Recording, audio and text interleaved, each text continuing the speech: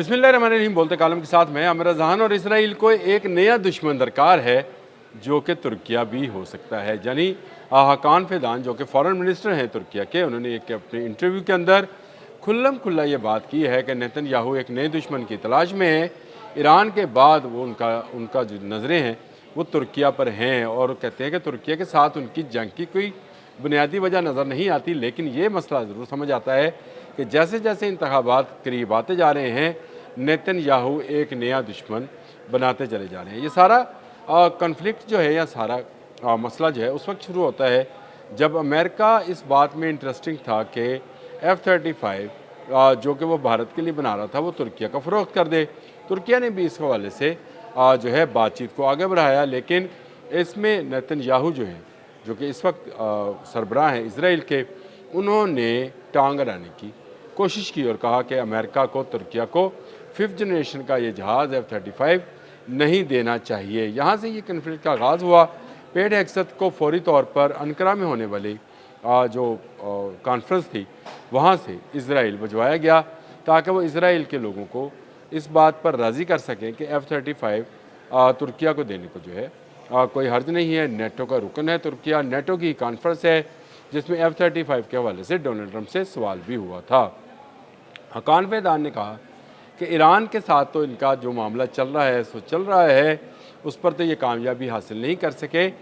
बिला वजह अब तुर्किया को निशाने पर रखा हुआ है और ये मामला जो है ज़्यादा अरसा नहीं चलेगा। और ना ही जो है इसराइल की अंदर ऐसे लोग हैं जो कि सिर्फ तुर्किया को अपना दुश्मन समझे। उन्होंने कहा कि ऐसे पढ़े लिखे लोग भी वहाँ पर मौजूद हैं जो कि नेतन्याहू की गलत पॉलिसियों को हमेशा तनकीद का निशाना बनाते हैं। आपको पता है कि तुर्किया वो मुल्क है जिसके इसराइल के साथ सफारती तल्लकात हैं, दोनों का आपस में कई एक बिजनेसेस में भी जो है कोलेशन है। लेकिन अब आने वाले दिनों में ये आमने सामने आते चले जा रहे हैं और इसकी बुनियादी वजह एक व्लॉग में मैंने बयान की थी कि तुर्क जो शाम है, शाम के इलाके में IDF जो है वो दाखिल हुई है। शाम की सरहद मिलती है तुर्किया के साथ तकरीबन 900 किलोमीटर की ये सरहद है और तुर्किया ये समझता है कि अगर शाम पर कब्ज़ा हो गया, दमिश्क पर कब्ज़ा हुआ, तो अगला हदफ तुर्किया है। इसीलिए F-35 अमेरिका से लेने पर सिर्फ इसराइल को इतराज़ है। तुर्किया दिफाई इंडस्ट्री में खुद कफील है। उसने अपना ही 5th जनरेशन का जहाज़ जो है बनाना शुरू किया हुआ है, जो शायद 2028 तक जो है अपनी पहली फ़्लाइट करेगा उस इंजन के साथ जो कि ख़ुद तुर्किया ने बनाया है। तुर्किया ने बैलिस्टिक मिसाइल का तजर्बा किया, ICBM मिसाइल का तजर्बा किया। तुर्किया ने अपने क्रूज़ मिसाइल, अपनी आबदोज़ें, अपने जंगी बहरी जहाज़ और अपने ही साजो सामान, अपने रडार्स जो हैं और ड्रोन्स जो हैं वो बना रखे हैं।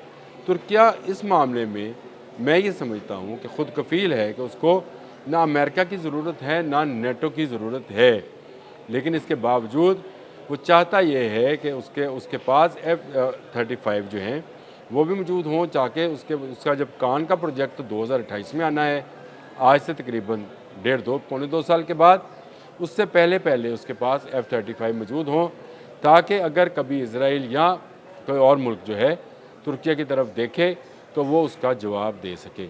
इस बात की तकलीफ़ जो है नेतन्याहू को हुई और उन्होंने तनकीद की अमेरिका पर कि उसको तुर्की को, यानी एक इस्लामी मुल्क को जो है इस तरह के जहाज़ नहीं देने चाहिए जो 5th जनरेशन के जहाज़ हों।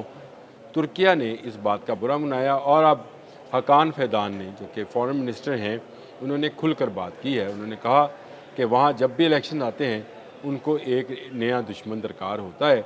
ईरान का तो ये कुछ बिगाड़ नहीं पाए, अब इनकी नज़रें जो हैं तुर्किया पर हैं और ये नया दुश्मन जो है ये घरा जाएगा, इसको बड़ा किया जाएगा, दिखाया जाएगा और फिर इसके जवाब में लोगों से वोट हासिल किए जाएंगे। इस वक्त इजरायली और तुर्किया अखबारात जो हैं इन बयानात से भरे भरे हैं। हकान फेदान जो हैं उनका ये इंटरव्यू भी सोशल मीडिया पर भी मौजूद है, जिसमें उन्होंने वाज़िया तौर पर कहा कि एक नया दुश्मन इस वक्त इलेक्शन को दरकार है, किसके? नेतन्याहू के, जो कि अक्टूबर में होना है और ये सारी इलेक्शन गेम ही है। वैसे तो ये पूरी की पूरी आपने हमज़ वाली जंग ही इलेक्शन गेम थी। एक तरफ अक्टूबर में नेतन्याहू का इलेक्शन है तो नवंबर में अमेरिका के मिड टर्म इलेक्शन भी जो है वो भी होने हैं। इन इलेक्शंस में भी डोनाल्ड ट्रंप को लोगों की हमदर्दियाँ दरकार हैं। اس لیے میں کہتا ہوں کہ نومبر تک تو مجھے لگتا ہے کہ یہ جنگ بند ہونے والی نہیں ہے، جس میں اسرائیل بھی جو ہے شامل ہے، امریکہ بھی یہی چاہتا ہے، اور اسرائیل اس کے ساتھ ساتھ اپنی گریٹر اسرائیل کی جو پالیسی ہے اس کو بھی بڑھاتا چلا جا رہا ہے، پہلے غزہ، پھر لیبنان، پھر اس کے بعد شام میں، اور ترکیہ کو صاف نظر آتا ہے کہ اگر شام پر یہ قابض ہوا تو اس کا اگلا ہدف، زمینی ہدف جو ہے وہ ترکیہ ہوگا۔ اس لیے ترکی جو ہے وہ نیٹو کا رکن ہونے کے باوجود اپنی دفاعی جو صلاحیتیں ہیں ان کو مزید بڑھا رہا ہے۔ آنے والے وقت میں اس کا مقابلہ براہ راست آئی ڈی ایف سے ہو سکتا ہے۔ حقان فیدان کا یہ انٹرویو جو ہے اس نے اسرائیلی اخبارات میں بھی آگ لگا رکھی ہے۔ نیتن یاہو کو تو خیر بھڑکنا ہی ہے، اس کی وجہ یہ ہے کہ اس کا تو الیکشن پالیسی تھی کہ وہ ایران کے ساتھ ساتھ ایک اور اسلامی ملک کے خلاف بھی محاذ بنائے، اور یہ محاذ اس کو الیکشن میں جتوا دے، کیونکہ اس کی اپنی پوزیشن بہت کمزور ہے۔ جب سے بیلسٹک میزائلز نے دمونہ، تل ابیب سمیت اسرائیلی علاقوں کو نشانہ بنایا ہے، ایک طرح سے حزب اللہ، حوثیز اور ایران نے مل کر جس طرح سے اسرائیل کی بینڈ بجائی تھی، اسرائیل کو اب ایک اور دشمن چاہیے جس کو دکھا کر وہ آنے والے الیکشنز میں ووٹ حاصل کرے، اور وہ دشمن جو ہے وہ ترکیہ کو بنا رہا ہے یا دکھا رہا ہے، یہ بھی کہ سمجھا جائے کہ بنا رہا ہے یا دکھا رہا ہے۔ لیکن ایک بات یاد رکھیں، ترکیہ نیٹو کا رکن ہے، نیٹو کے جو شک 5 ہے، یعنی اس کی کلاس 5 ہے، اس کے تحت ایک ملک پر حملہ پورے نیٹو پر حملہ ہے، اور نیٹو کا سب سے بڑا ملک جو ہے امریکہ ہے، لیکن اس کے باوجود یورپین ممالک بھی اس میں شامل ہیں۔ ترکیہ پر حملہ کرنا اتنا آسان نہیں ہے۔ حقان فیدان یہ اس بات کو بڑی اچھی طریقے سے سمجھتے ہیں کہ بین الاقوامی طور پر اگر نیٹو کے کسی رکن ملک پر اسرائیل جیسا کوئی ملک جو کہ نان نیٹو کنٹری ہے حملہ کرے تو اس کا جواب پوری نیٹو کو دینا ہے۔ اس لیے وہ زیادہ تر اطمینان میں رہتے ہیں، مطمئن ہیں کہ ان پر حملہ کرنے کی ابھی اسرائیل ضرورت نہیں کرے گا۔